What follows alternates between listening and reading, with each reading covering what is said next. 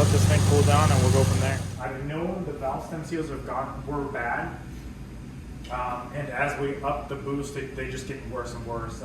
We'll just do the major maintenance stuff. I figured before we get back in there and try to actually make some power and, you know, get some boost. The other thing I think we'll do is we'll go ahead and fix we'll wire in our boost controller. We've got an electronic boost controller that I just never wired in because I was thinking, you know, 20 pounds is enough, but I figured we might as well just have it in there, and that way we have adjustable boost if we want it.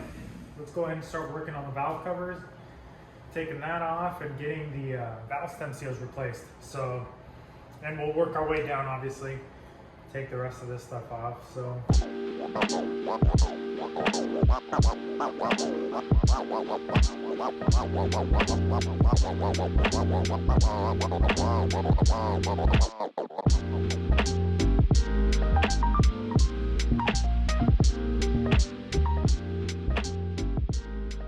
Wow, look how filthy that is.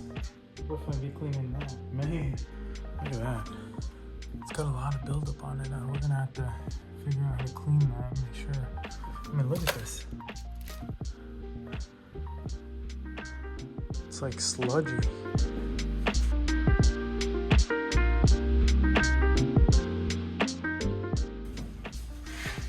Look at how much oil is caked on this. I think that is cracked. Guess we're gonna need a new one of these. So, I don't know if you guys can tell, but this thing's ripped right here, this little thing.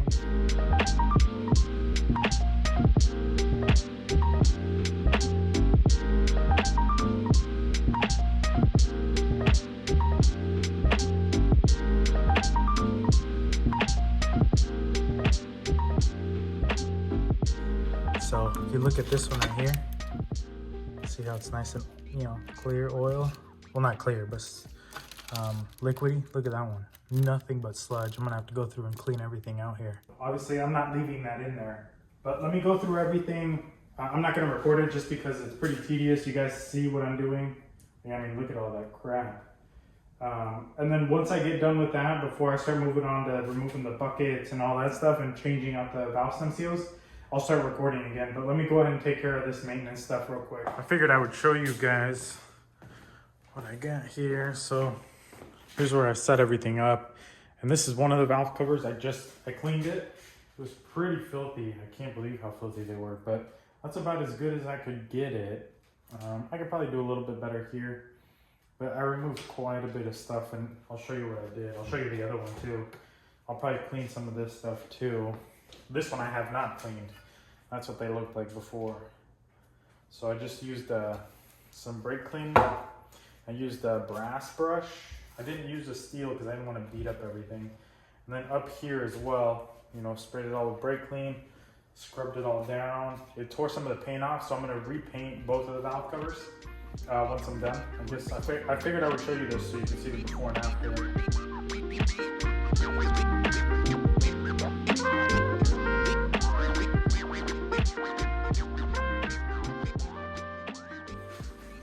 I think I got everything loose now. That gave us a lot more room. Should be all we need to get in there. Yeah, I should have pulled the radiator from the beginning because, I mean, it clears up everything here. I was just trying not to drain it, but for sure it's worth it. Just take it out.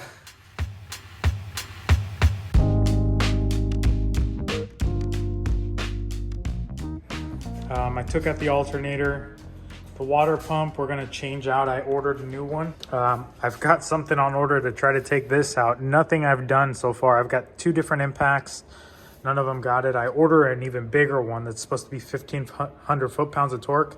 So we'll see if that takes that out. We've got an O-ring for the oil pressure relief valve. So we've got that on order still. But for now, I did get the throttle body gaskets and the rest of these gaskets on this end. So I will go ahead and replace these off camera since you've seen me install them once. I was in the middle of installing those gaskets and we got some new parts. So I figured I would show you guys real quick what I got. So these are just the fittings for the 10 AM line. So I don't know if you guys heard it on that video when we were on our way to the dyno, but there's a ton of injector clicking. You can hear quite a bit of noise just from the injectors, the fuel line, and all that stuff. I did not think that was going to be the case, but it is. It's extremely loud. I'm hoping that this solves that. So it's a fuel pulse dampener, and it's a radium, obviously. I'm hoping this dampens just the sound of the fuel line and the injectors. I don't know how much it will, but I'm hoping it does, because it drives me nuts. It's super loud in there. We'll go ahead and get this installed. Just got back from Pack Rubber here in Eugene, and this is what I ended up with. So my thinking is we're gonna go right where the filter is, the fuel filter, the one we installed from Summit Racing. We're basically gonna go fuel filter, this onto there, then your dampener obviously, and then from here onto the line and continue up the rail. I don't know if that's too far away from the injectors or to make a difference. I don't think so, because the stock fuel pulse dampener is in the middle, so it's like about halfway. I'd say it's maybe a foot away from where I'm gonna put it now. So a foot away, further up, if that. So I think this should be fine where we're gonna put it, but if not, we'll move it.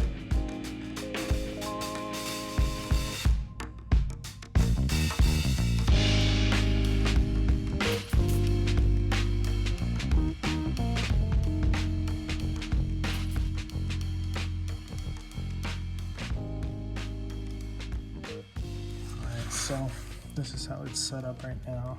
But basically, just straight off the fuel filter here, fitting dampener, and then onto the line, which I was able to, so these lines, you obviously don't want to bend them, and they say on there, a big swoop is fine, but nothing more than that. So that's perfect. There's enough clearance. It's not touching anything crazy, too hot or anything, so it should be fine. We've got our line right there, our vacuum line, and we just got to go up top and tuck it all in, but we're good to go. We got fuel pulse dampener in, so that's a nice easy way. It went a lot smoother than I thought. I got the valve covers all cleaned up. Here's the outside I've repainted. I don't know if you guys remember that cast iron paint I used on that on the exhaust system when we did the exhaust on this. That's the same paint I used, and it's pretty close to the stock. It's not quite as gold as the stock stuff, but it looks pretty good. They came out really nice, cleaned up real nice. Let me see if I can get the bottom real quick, show you. So they cleaned up really well. That's gonna be much better. This is still fresh. There we go. But yeah, I'm excited to put that all back together. But here is our spread here of everything we're gonna swap out. So we've got our timing belt. This is from Toyota. We've got the valve stem seals. These are from Power Division. They're Viton, I believe, valve stem seals. So these are cheaper than OEM, and they're better quality. They can stand up to temperatures. Here's all the little gaskets that go around the bolts. Not 100% sure where these go. The little strips anyways. And here's your valve cover gaskets. Oh, of course, our cam seals here. So 2 of those guys. Then here's the tools we're gonna use. All right, guys, I wanted to explain this real quick. So this is for your valve keepers. It's an installer and remover. And basically, you find which one works for your car. So this is the installer. It's got a little pin here. And then this is the remover. So basically, this is magnetic. You just put it on top of the spring and you push it in. And what that does is it releases the keepers into this part here. That way you can remove the rest of it, the little hat and everything. And then to install them, you put the keeper on top of that little hat there, the little retainer. You put them in place, and then with this, you put it in there, and basically that sinks down the valve, and that way it can clip around there. So this is installer, this is remover. That's for the keepers and the retainers. This is for the valve stems. So this is for the seals. I guess let me get you a close-up of this so you guys can see what it is. I bought these off of Amazon. And here's this one.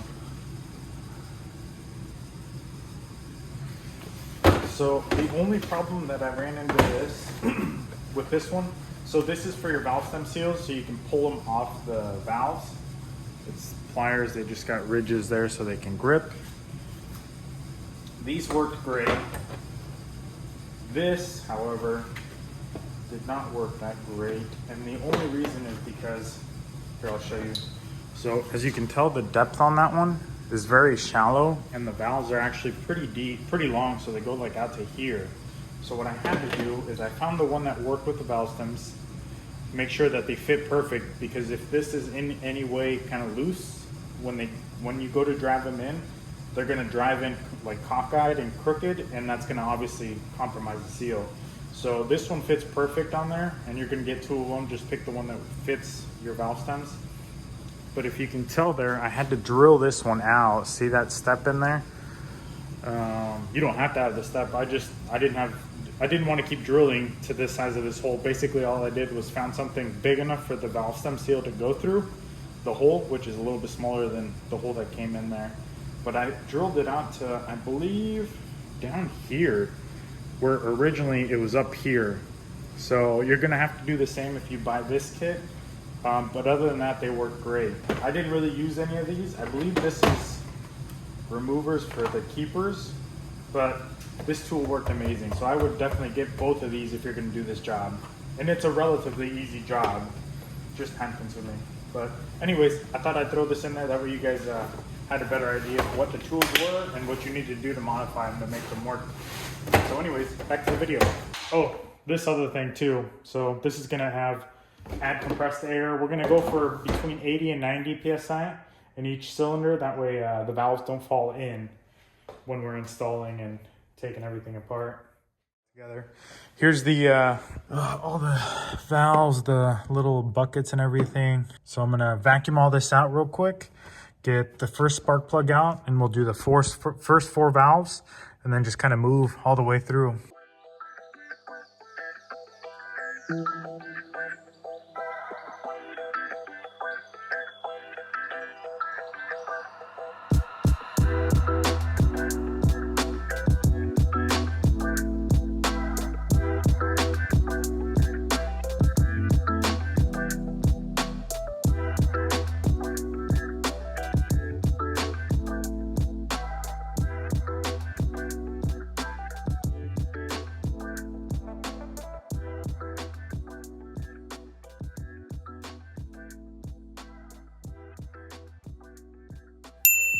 So I finished cleaning it up here. It cleaned up really well, surprisingly. So it was all of that was just caked in oil everywhere. Most likely from the cam seals, and then from the cam seals for sure. Then I saw some oil dripping from here, so I'm assuming from here. I'm really hoping that the oil pump is sealed all right for now, and that this is where the majority of the oil is coming from. So we're about to switch out this seal here. I'll do a little bit better job on cleaning it, but I just figured I'd swap that out and show you guys. So when you do this seal, there's a spring in here, so be careful because it'll shoot out if you don't pay attention. There's a spring. So it's got an O-ring here. There we go. Got it started. Now, we're gonna replace the front main seal. I've got a little tool that I bought. So this thing here, apparently you're supposed to like shove that into the seal like that. And then once you get in there, you just use this as leverage to pull it out. Oh, there we go. Wow. So the seal's pretty crunchy too. So same deal with this. We're gonna do RTV all the way around here. Just a nice thin layer. All right, I think we got it covered. Now we'll do a little bit of oil in the center. So new front main seal is in. This is what I use, a 2.5 inch pipe. I pressed it in pretty far, but just to kind of even it out, because it went a little bit sideways, I used a 2.5 inch aluminum pipe here. We can put back our timing tensioner here. We just keep the pin in.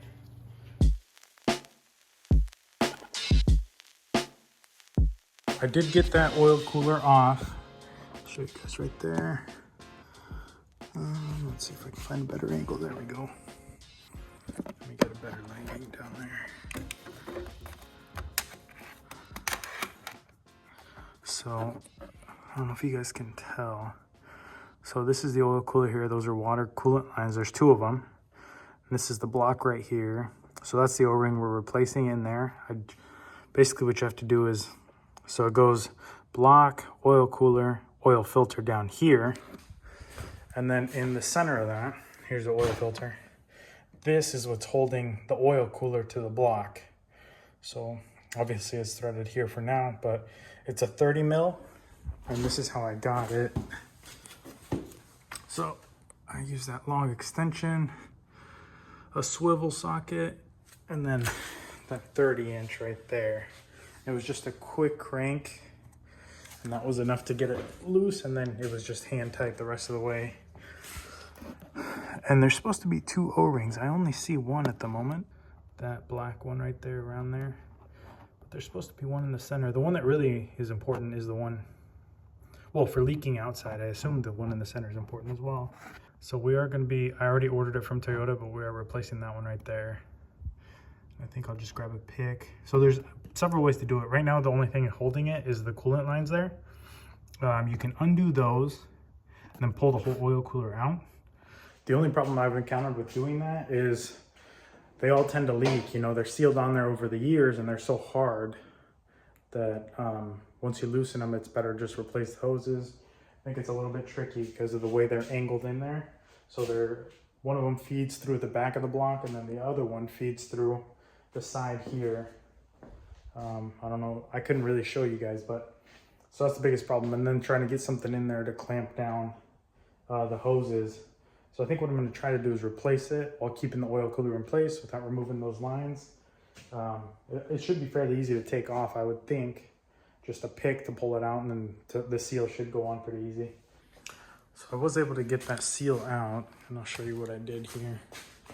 So I just used this pick. It was still pretty pliable, so I just kind of picked underneath, picked it up, and then the rest of it just came right out. No issue. Here it is. I thought it was just going to be round. It's not. So it looks like it's got a flat spot. I don't know if that's how it's supposed to be. It looks like it is. Unless that's where it was leaking from and it just deformed over time because they didn't put it on right. All right, guys, so I just got back from Toyota and I got the oil cooler O-ring. So there's the part number in case you guys need it. So this is for the outside. And remember that other, I think I have it here. See how that one's flat right there? Well, that's not how they go. They're supposed to be just completely round. So that's for sure where our leak was coming from. So here's our new one, and this is our old one. So I don't know how that happened, if someone just installed it wrong or what. And this is made from a different material. It looks like it's like a bluish color. So anyways, there's our old one. Here's our new one. So that'll get rid of that leak. And then this little guy right here is supposed to be for the center of the oil cooler. So let's go ahead and get that installed real quick. You guys won't be able to see much here, unfortunately, just because it's so far down there. All right, so I did actually see it now. Looking in there. So it's inside that little beveled place. So we're gonna get a little pick, pull it out, and then we'll just replace that one. And then the bigger one goes right there on that ridge there, goes around there. So that should be plenty of room for us to get in there. Let me back you guys out here. So I think that should be plenty of room without pulling off those coolant lines. Like I said, I don't want to do that because then most likely we'll have to replace the coolant lines because they're so hard that when you reseat them, not always, but a lot of times they just don't seal anymore. Even if you put the clamp exactly where it was, it's just, you know, and I really don't want to do that because the only way to do that is going to be to probably take off the manifold again, which means new gaskets again. So it's easily doable, I'm pretty sure, without taking it off. You just take off that centerpiece like I showed you guys, and we should have plenty of room. Just get some picks to be able to pry those out. Well, not really pry them out, just kind of flick them out, that we can grab them, and then you should be able to place the new ones back in. So let me do that real quick, and then I'll show you guys how, once it's done. Okay, so I just pulled it out. It's not in terrible shape since it does sit in oil, but it's definitely not super pliable. It's a lot harder, but it's not crunchy or anything. So I think it would have been okay, but since we're there, we might as well just replace it So here's what I used. What is it? Not that pick. I used this pick right here. And basically what I did is I reached around here. So around this way, you're gonna have to obviously take out your battery. And then just kind of snake my hand in through here. And then, I don't know if you guys are able to see down there. Let me see here. So then from there, I just kind of picked at it from here. So it's recessed in there. You're gonna have to pick and pull, but it's recessed in there. So you're gonna have to, it's gonna be kind of a pain. It didn't take super long. It took maybe 10 minutes to get out, just prying at it and finally pulling it over. And it kind of fell into the hole, but half of it was still in there. So then I used the pick to kind of pry it out and pull it out. So I think the more challenge is going to be trying to put it back in. So we'll give that a go, and I'll let you know how I figure it out. That was actually surprisingly easy. Although I did have to step in here to use my right hand to reach in. But as you can see, it's got a brand new seal in there. There it is. Brand new seal in there. Now we just got to put the other one. So basically what I did was I kind of folded it. Well, I pushed it in and it kind of folded itself up a little bit, and maybe I got lucky. One of the corners went in. So then I just kind of felt around with my finger and just kind of kept pressing around, and it just kept seating it and seating it. It just basically just went all the way around that, and it just seated itself. So maybe I just got lucky, but that was a lot easier than I thought it was going to be, because the gap is so small that you can barely, I mean, you can fit your finger in there. It's just not very well. So anyways, hopefully it goes that smooth for you guys. So let's go ahead and do the other seal real quick, and we'll be done with the oil cooler. All right, that was surprisingly easy. Basically what I did is I kind of set it on this corner here and let it kind of sit in place. And then I just kind of went around with this thing and just kind of pressed it down a little bit. And then once it was seated, I just pushed the oil cooler back up, and then I put that center pin, which basically connects to the oil filter. You can see the threads there, but it's a 30 mil. And I just kind of screwed it in by hand. So now I got to torque it all the way down. And it looks like torque specs for that are 58 foot-pounds. I can't fit a torque wrench in there. So I'm just going to go by feel, and that should be good enough. All right, guys, I figured I'd better show you this in case you guys are having trouble. So the best way, and I loosened it all weird, but to tighten it and loosen it, I think this is going to be the best bet. So it's the socket is, I believe, a 30 mil. And what I did is I snaked it through here, stuck my hand over here just to kind of to guide it. So once you get into the position here, then you've got plenty of leverage. I don't know if you guys are going to be able to see on the camera, but just make sure it's tight. And this is where I tightened it from, and this is where I obviously loosened, or not, didn't loosen it, but this is where you guys should loosen it from, because you got plenty of room. So I couldn't fit a torque wrench, but I just gave her the old reefing, and I think that should be good enough. So originally to loosen it, I went through the bottom, but it's much easier through the top, and I just now realized that, trying to torque it down, because there was no way for me to really tighten it from the bottom. So definitely loosening it is going to be easier through here, assuming you don't have a bunch of crap here. Obviously, normally you have your battery here,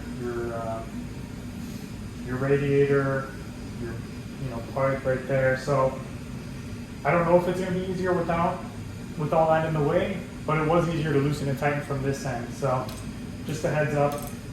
All right, let's keep going. I did get out the boost controller here. So what we got to do, so this is set up for external wastegate. So for internal, you're going to go here and here, and then put the filter on this side. So we'll go ahead and do that real quick, and then we'll start plumbing it. So on here it says from the external wastegate, or internal wastegate, we plumb to the left side. All right, I think for sure we still have to calibrate it, so I'll have to look into that and show you guys. All right, guys, I already set this up, but I want to show you real quick. So this is for the Innovate SCG1. We're going to set up our boost controller, which is pretty simple. So basically what you do here is you hold the left button here. That'll bring you to the menus. So our wastegate duty cycle, that's basically what percentage you want to go up by, which 2% is fine. That'll get us to where we need to go. So you've got your gain. So that's how much you want to gain by, but this can get you boot spikes if you have too much gain. So we left it at 0 for now. Active pressure, it's technically 20, but they suggest doing 1 or 2 psi under your active spring pressure. So I want 18 psi, and then with our wastegate duty of 2%, it'll increase it by 2%. So that should get us close enough to 20 pounds. And then we've got our boost cut pressure. So anything over 20 pounds, we're going to get boost cut. And then how much do you want it to boost cut? Well, I figured 100% is fine because we don't know how much it'll spike by if there was some malfunction. And then we've got Afr Start Pressure. They recommend setting this at the same as the spring pressure, which is 18 pounds is what we set it at. And then you've got your Afr cut. So at what Afr do you want it to cut boost? So if it's running too lean, you know, I put it at 13. I'll talk to Andy over at FTW and see what he recommends. So this is when it would basically cut boost. And then this is just for shift light settings and stuff like that. But that's basically it. So those are the 6 things you really have to change. Once you're done, basically to get into this menu, you hold the left button until it starts flashing, and then left or right, and it'll change it. And then once you're done, you can either leave it and it should save it, but if not, just push both buttons. And then it'll stop blinking, and then you can start going to the next menu. All right, well, we're set up for now. And then to get out, you just either leave it there, or I believe you can press both buttons and it'll take you all the way to the main menu, which is where we drive. There you go. So that's it for this. We'll set, I still have to go to the auto parts store and get a few more things to button up the front. I'm going to pick up the alternator, the water pump, and there was something else. I can't remember. I think that's it, maybe. And then after that, we've got the timing, serpentine belt. And once we get all that stuff wrapped up, we'll be able to take this thing for a drive and see how it's running. All right, so let me run to the parts store and I'll be right back.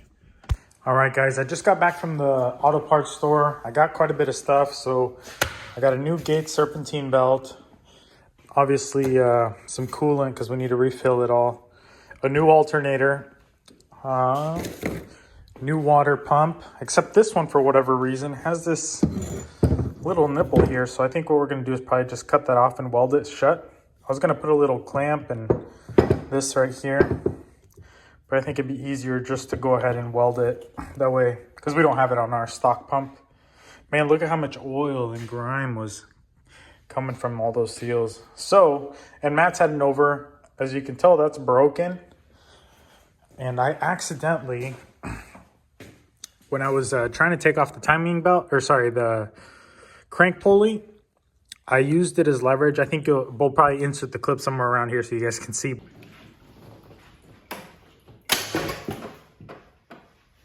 But I snapped not only the water pump, but actually on the block itself, this little ear here,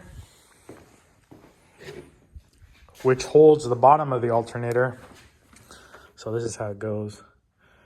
So Matt's heading over right now. I could have welded it, but I'm not a welder by any means, and Matt actually knows what he's doing. So we went and got some nickel rod to go ahead and get that welded up. Other than that, I think we're ready to start putting everything back together. I'm gonna start working on the water pump, timing belt, and all this assembly here. And then when Matt gets here, we can just get that welded up, and from there, then we can mount the alternator and start, putting everything back together, the radiator and stuff. So anyways, let's go ahead and get started. She ain't pretty, but it'll be sealed, so I think we're all right.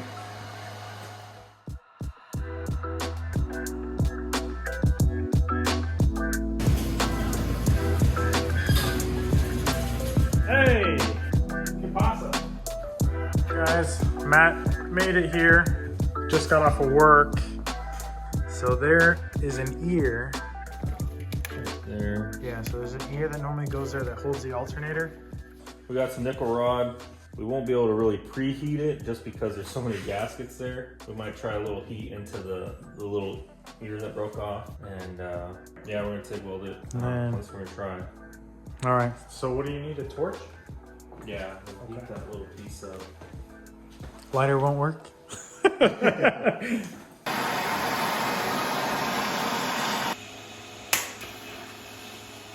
Yep, 70th or whatever I'm set at. Too hot? It's too much. Oh. Why? What happened? It was freaking molten.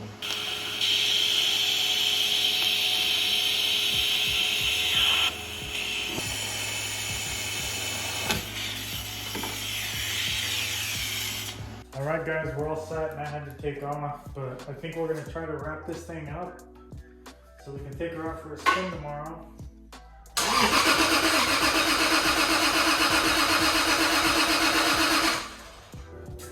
What did we do wrong here? All right, she's finally running. So it definitely quieted down the injector noise. They're quieter, they're not quiet or anything, they're so loud. But I think it helped with the drone inside. So we won't know until we take it for a drive. Still burping the system, so it'll be a while, but we'll be able to take it for a first drive here shortly. So we'll catch you back then. All right, guys, first drive after everything we did. So this is also a good chance to see our boost controller. Obviously, we've got new brakes. We've got a lot of new stuff. So I'm just gonna take it easy.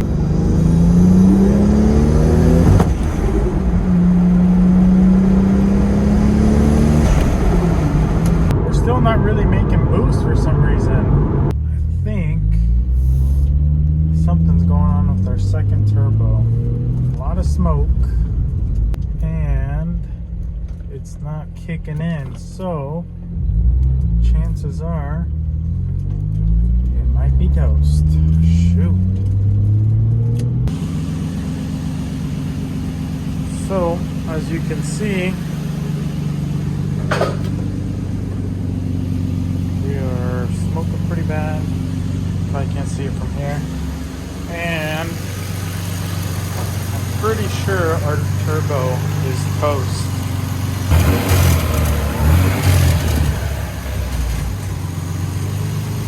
So yeah, not really sure what to do now. I'll let it cool down, and I guess I'll take a look at the rear of the snout and see what we got to do next. Yeah, that's a bummer. Just one problem after the other. But anyways, let me let this thing cool down, and we'll go from there.